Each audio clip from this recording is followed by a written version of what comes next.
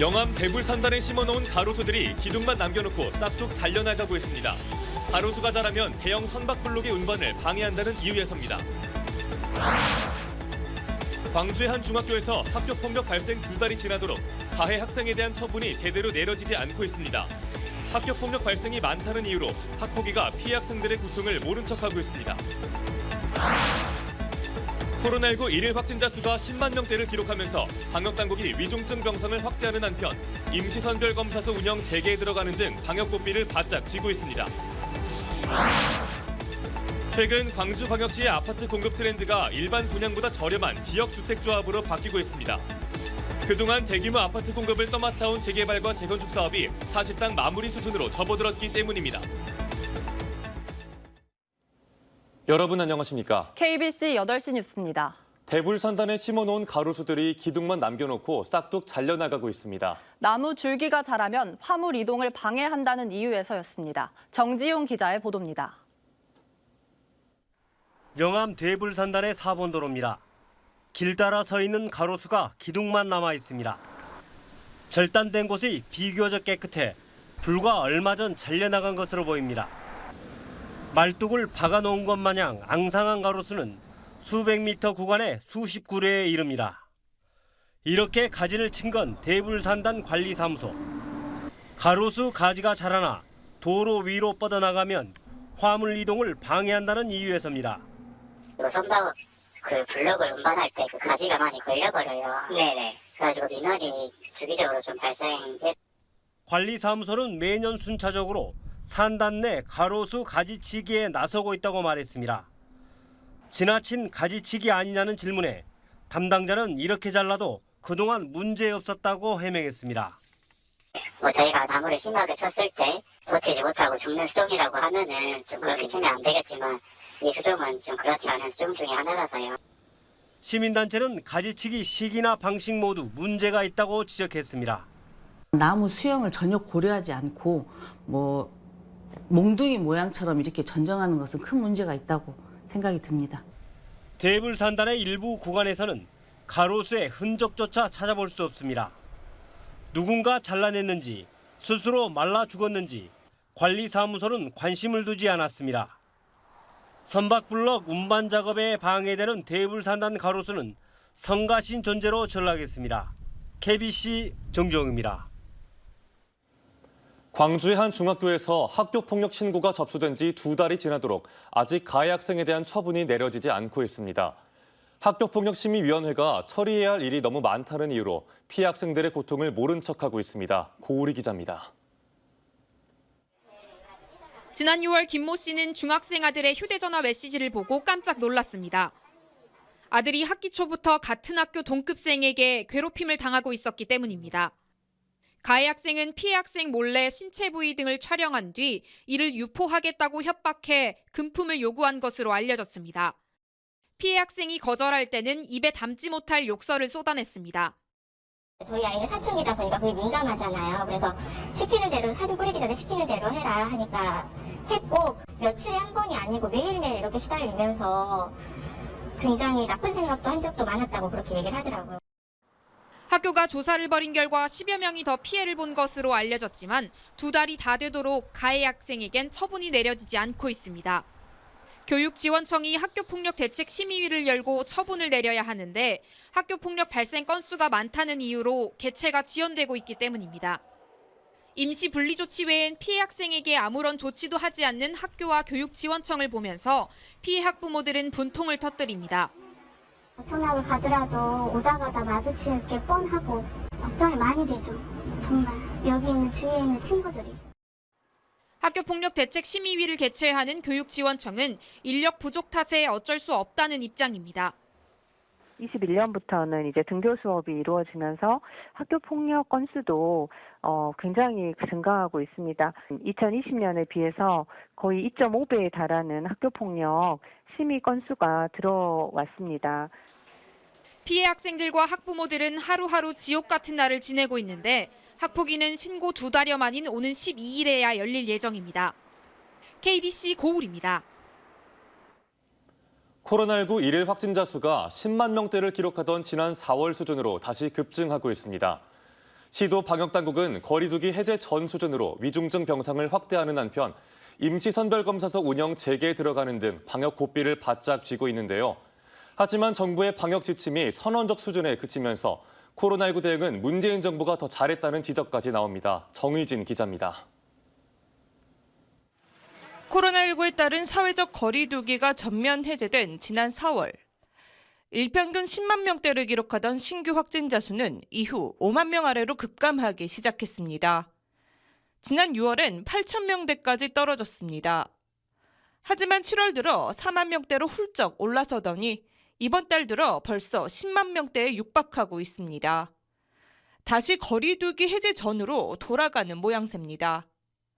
광주와 전남의 코로나19 일일 확진자 수도 연일 3천 명대를 기록하며 증가세를 이어가고 있습니다. 그 뒤로는 딱 끊어져 버려. 다 장상삼 했잖아, 상인들만. 3시, 4시 되면 이제 땡강땡강 이제 치고 가지. 그렇게 됐어요, 실제는. 앞으로 1, 2주가 이번 유행의 정점이 될 것으로 전망됨에 따라 시도 방역당국은 위중증 병상을 확대하는 한편 다중이용시설에 대한 현장 점검도 수시로 진행하는 등 방역 고삐를 바짝 조이고 있습니다. 지난 5월 운영 중단에 들어갔던 임시선별검사소도 다시 문을 열었습니다. 전남도는 지난 4일부터 임시선별검사소를 재가동하기 시작했고 광주시도 오는 11일부터 운영을 재개합니다. 데이터와 근거를 분석해서 각종 위험과 효과에 대한 충분한 설명이 있어야 되고 이해에 기반해서 선택을 할 수 있는 자율성을 보장하도록 국민과 소통해야 됩니다. 하지만 정부가 자율방역, 표적방역이라는 선언적 수준의 방역 지침에 집중하면서 코로나19 대응이 전 정부보다 못하다는 지적이 나오고 있습니다. 최근 KBC가 실시한 여론조사에서 응답자의 56.3%는 문재인 정부가 윤석열 정부보다 코로나19 대응을 더 잘했다고 답했습니다. 윤석열 정부가 더 잘하고 있다는 응답은 30.9%에 그쳤습니다. KBC 정의진입니다. 전라남도가 독거노인과 장애인 등 코로나 대응 취약층을 특별 관리하기로 했습니다. 전남 지역 22개 시군은 자체적으로 특별관리 대책을 수립하고 건강 모니터링 전담반을 구성해 본격적인 대응에 나섰습니다. 전담반은 60세 이상 독거노인과 거동이 불편한 장애인 등 재택치료 취약 계층을 대상으로 하루 2회 이상 전화로 건강 상태를 확인할 예정입니다. 광양시가 코로나19 일상회복을 지원하기 위해 전남에선 처음으로 주민세를 전액 감면합니다. 광양시는 광양시 의회의 동의를 얻어 이번 8월에 과세하는 개인과 개인 사업자에 대한 주민세 11,000원과 55,000원을 각각 전액 감면하기로 결정했습니다. 대상은 과세 기준일인 7월 1일 기준 광양에 주소를 둔 개인이나 사업자로 감면 규모는 약 9억 7천만 원입니다.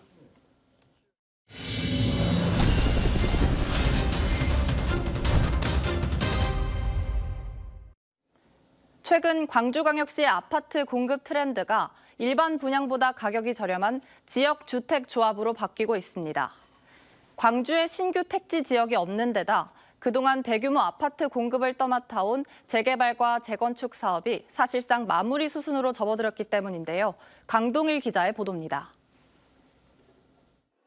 광주광역시 월산동에 지역주택을 추진 중인 한 조합의 모델하우스.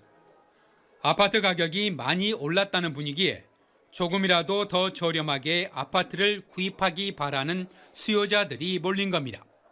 일반 분양은 당첨 확률이 어려운데 지주택은 당첨 확률 일반 그것보다 더 높고 그리고 지주택의 분양가가 우선 저렴하잖아요. 그래서 더 관심을 갖게 더 보게 됐어요. 광주 지역에서 지역주택 조합이 첫 입주에 성공한 것은 지난 2016년. 이후 꾸준히 성공을 거두면서 지난 2020년에는 5곳 2,800세대, 지난해에는 3곳 1,260세대가 입주에 성공했으며 올해도 5곳 1,980세대가 지역주택을 통해 아파트에 입주합니다. 사업계획 승인을 얻어 광주 지역에서 착공한 사업지는 현재 15곳 7,390세대에 이릅니다. 조합 설립 인가를 받은 곳도 16곳 6,000세대에 달하고 지역주택 27곳은 조합원을 모집 중입니다. 조합원 모집에 성공을 해서 일반 분양으로까지 가는 사례들이 한 해의 공급 물량 중에 한 30%가량 좀 유지해오고 있습니다. 아무래도 이제 2020년 이후에 신축 일반 분양가가 많이 오르다 보니까 좀 상대적으로 조금 성공만 한다면 저렴하게 집을 구매할 수 있는 지역주택조합이 광주 지역 아파트 공급의 새로운 대세로 떠오르고 있는 겁니다. 광주에 신규 택지 지역이 없고 그동안 대규모 아파트 공급을 떠맡아온 재개발과 재건축 사업이 마무리 수순에 들어갔기 때문입니다.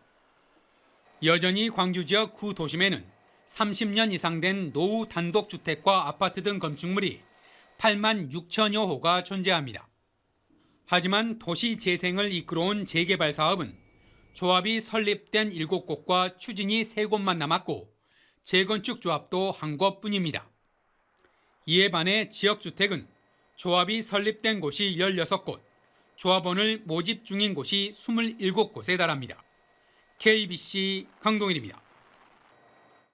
9명이 숨지고 8명이 크게 다친 광주 학동 철거 건물 붕괴 사고와 관련해 계약 비리를 저지른 브로커들이 실형을 선고받았습니다. 광주지법 형사 10단독은 지난 2015년 9월부터 2020년 9월 사이 광주 동구 학동 4구역 재개발조합과 철거 계약 대가로 철거 업체들에게 8차례에 걸쳐 6억 4천만 원을 받아 챙긴 혐의로 74살 이모 씨에게 징역 2년과 추징금 3억 7천만 원, 71살 주모 씨에게 징역 1년과 집행유예 2년, 추징금 5천만 원을 선고했습니다. 재판부는 피고인들이 공사 수주 비리로 사업의 공정성과 투명성을 해치고 이들의 개입이 부실 공사로 이어졌고 죄질이 나쁜 점 등을 고려했다며 양형 사유를 밝혔습니다. 최근 폭염과 불안정한 대기로 인해 국지성 소나기가 내리는 지역이 많습니다. 국지성 소나기 가운데는 도로 하나를 사이에 두고 소나기가 내리는 독특한 기상 현상이 관측되고 있습니다. 김서영 기자의 보도입니다. 누군가 위에서 물을 뿌린 듯 건물 앞 인도에 원을 그리며 소나기가 쏟아집니다. 신기한 현상에 지나가던 시민들은 카메라를 꺼내듭니다. 카메라를 돌려 도로를 보면 소나기가 내리지 않는데 다시 돌아보니 그 사이 소나기가 자리를 옮겼습니다. 어제 오후 3시쯤 광주시 치평동에서 독특한 형태의 소나기가 관측됐습니다. 그때 좀 3시가 안 됐었거든요. 근데 그래서 비가 내리고 있는 거예요. 그래서 오늘 또 비 오나 보다 생각했는데 그쪽 부분에만 비가 내려가지고 너무 신기해가지고 촬영을 잠깐 했었어요. 성인이 양팔 벌린 너비만큼의 이 좁은 공간에 소나기가 집중적으로 쏟아졌습니다. 소나기는 약 30여 분 동안 내리다 그쳤습니다. 기상청은 폭염으로 발달한 비구름 중 크기가 작은 조각구름에서 비가 내린 것이라고 설명했습니다. 7일 광주광역시는 폭염경보가 발효 중인 가운데 낮 동안 지면 가열에 의해 기온이 오르면서 상승 기류가 발생하여 대류운이 강하게 발달하면서 국지적으로 소나기가 내렸습니다. 연일 무더운 날씨에 지친 시민들에게 폭염이 가져온 선물 같은 소나기가 내렸습니다. KBC 김서영입니다. 경제 위기 속에 기업 간 외상거래 위험을 보장해주는 매출 채권보험 가입이 급증하고 있습니다.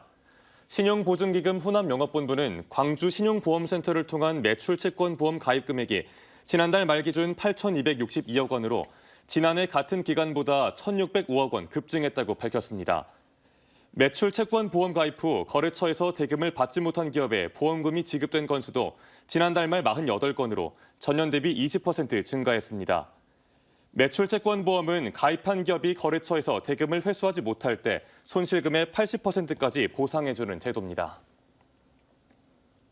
광주 도심에 들깨떼가 출몰해 주민들이 공포에 떨고 있다는 KBC 보도와 관련해 유관기관들이 합동 포획에 나서기로 했습니다. 광주 동구청과 무등산 국립공원 사무소, 광주 동부소방서는 합동 포획단을 구성해 들깨들이 자주 출몰하는 구간에 대형 포획망을 설치하고 주택가 주변에 야생동물 기피제를 살포할 예정이라고 밝혔습니다.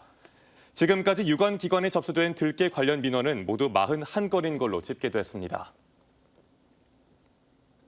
중고차를 판매한 뒤 판매한 차량을 다시 훔친 30대 불법 체류자들이 붙잡혔습니다. 전남경찰청은 오늘 자신의 중고차를 판 뒤 가지고 있던 여분의 차 키를 이용해 자신이 판매한 차량을 다시 훔친 동남아 국적의 불법 체류자 32살과 35살 남성들을 붙잡아 조사하고 있습니다. 경찰 조사 결과 이들은 같은 동남아시아 국적의 외국인들을 상대로 범죄를 저질렀으며 경찰은 정확한 사건 경위를 조사하고 있습니다. 청탁성 금품 수수 혐의로 수사를 받다 필리핀으로 도피한 최영환 전 광주광역시 의원이 제명됐습니다. 민주당 광주광역시당은 오늘 윤리심판원 전체 회의를 열고 최영환 전 의원에 대해 당의 품위를 훼손했다며 제명 처분했습니다. 최저임금법 위반 등의 혐의로 검찰에 송치된 박미정 의원에 대해선 당직 자격정지 1개월의 경징계를 내렸습니다. 한편 광주광역시의회는 오는 22일 열리는 제309회 임시회에서 박 의원을 윤리특별위원회 회부해 징계 여부를 논의할 방침입니다. 여수에서 스스로 목숨을 끊으려 바다에 뛰어든 30대 남성을 낚시객이 구조했습니다. 어제 오전 7시쯤 여수시 장군도 인근 해상에서 30대 남성이 물에 빠져 있는 것을 인근을 지나던 낚시객 41살 김모 씨와 송모 씨가 구조해 해경과 119에 인계했습니다. 해경은 인근 돌산대교에 신발과 점퍼, 오토바이가 남겨진 점으로 미뤄 남성이 스스로 투신한 것으로 판단하고 있는데 병원으로 옮겨진 남성은 현재 생명에 지장이 없는 상태인 걸로 알려졌습니다.